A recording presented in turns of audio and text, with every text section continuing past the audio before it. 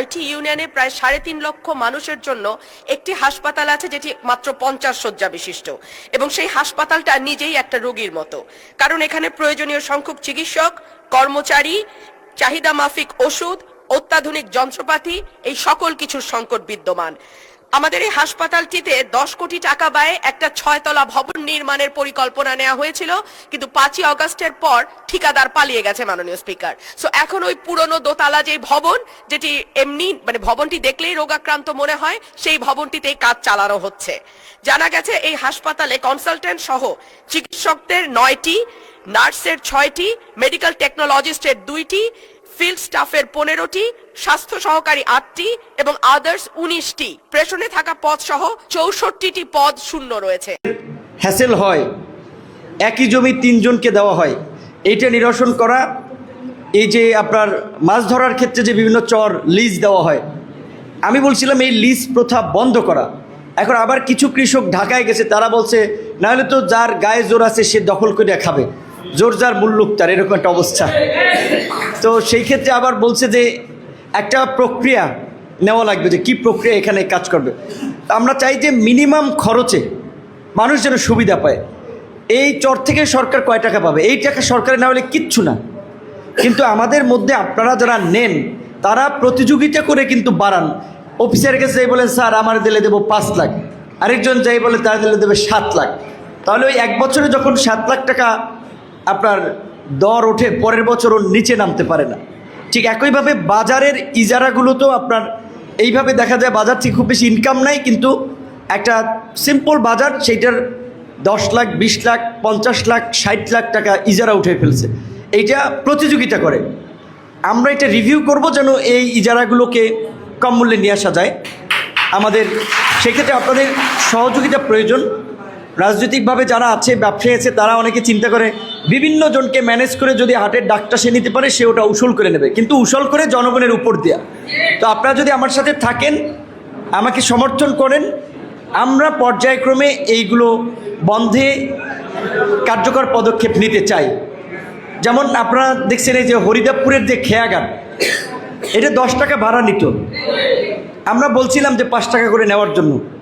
এখন তারা আইন দেখাইছে যে সরকারি বিধিতে এটা খ শ্রেণীর, না হ্যাঁ খ শ্রেণীর এটা ঘাট উঠাইছে উপরে, কাজে সরকারি মূল্য 8 টাকা, সেজন্য তারা নিতে পারবে না।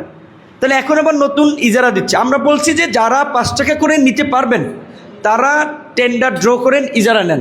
যারা পারবেন না তাদের নেওয়ার দরকার নাই। তাহলে কি হচ্ছে, জেলা পরিষদ খাস কালেকশনের মাধ্যমে এটা উঠাবে। আমরা তাহলে সরকারের পার্ট, আমরা জেলা পরিষদকে বলে দেব আমার এলাকাটা 5 টাকা করে দেবে। তো এখন এই টেন্ডার নিয়ে আবার তারা দরফের গ্রুপিং করে কিন্তু তারা টেন্ডার দিবে, বিভিন্নজনকে ভাগে টাগে নিয়ে এই প্রক্রিয়া শুরু করছিল। তো মাঝিরা সেটা ভালো পদক্ষেপ নিছে, যে এতদিন যে ওইটা ভোগ করতো সে আদালতে আর একটা ব্লাব দিয়ে আসছে, মানে আদালতে একটা ভুলভাল বুঝে আসছে যে বিএনপি জামাতের আন্দোলনের কারণে সে ক্ষতিগ্রস্ত হয়েছে, যারা তুলতে পারে নাই, তাই তাকে কিছুদিন দেওয়া হোক। আদালতের রায় এনে, আদালত তো জানেন একটা বিষয় জটিল, মানে মামলার ডেট পেছানো, হিয়ারিং পেছানো, এগুলো করে সে অনেক দিন খাচ্ছে। মাঝিরা তাদের এটা 5 টাকা ভাড়ায় তারা পরিচালনা করছে, ভালো। এখন এটা নিউজ কী হলো, প্রতিমন্ত্রীর প্রভাবে প্রতিমন্ত্রীর লোকেরা, এখানে কি আমাদের দলীয় কোনো নেতৃবৃন্দের ভাগ বাটোয়ারা কিচ্ছু আছে? এখানে তো 5 টাকা করে ভাড়া তারা নিলে তো আর এই মাঝিদের হস্তক্ষেপ থাকতো না। এখনও বিভিন্ন লেভেল থেকে কিন্তু ফোন দেওয়া হচ্ছে যে আপনাদেরকে অন্য জায়গা থেকে দেওয়া হবে, এইটা ওনারে ছাড়েন। তো আমরা বলছি না, এইটা উপজেলা, এই নির্বাচনী এলাকা গলাচিপা 10 মিনিট, সর্বোচ্চ জনপ্রতিনিধি আমি, সেই হিসেবে অবশ্যই জনগণের সেবার জন্য সরকারি বিধিবিধান যদি পরিবর্তন করা লাগে আমরা সেটা করব।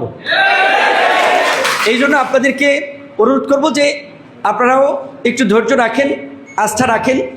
আমরা পর্যায়ক্রমে ইনশাল্লাহ আমাদের যে কমিটমেন্ট ছিল, আপনাদের যে প্রত্যাশা, আমি জানি যে এখানে আপনারা আমাকে ভোট দিয়েছে সাধারণ মানুষ, প্রতিষ্ঠিত মানুষ, উপরতলার মানুষ, ব্যবসায়ী মানুষ, প্রভাবশালী মানুষ, যারা বোথ সাইড ব্যালেন্স করেছে।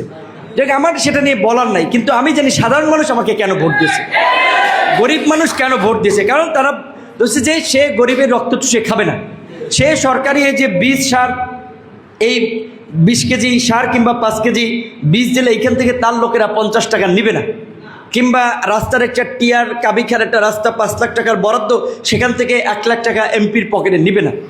আমার যে অবস্থান আছে আল্লাহ পাক চালাই নিচ্ছে সম্মানের সাথে, মর্যাদার সাথে, এবং আমাদের মতো মানুষ যেইভাবে চলাফেরা করে সেইটুকুর সক্ষমতা আল্লাহ দিয়েছে। সুতরাং আমার আপনাদেরকে এই খালের থেকে, ইজারা থেকে নিতে হবে পয়সা, এই মেন্টালিটি আমার নাই।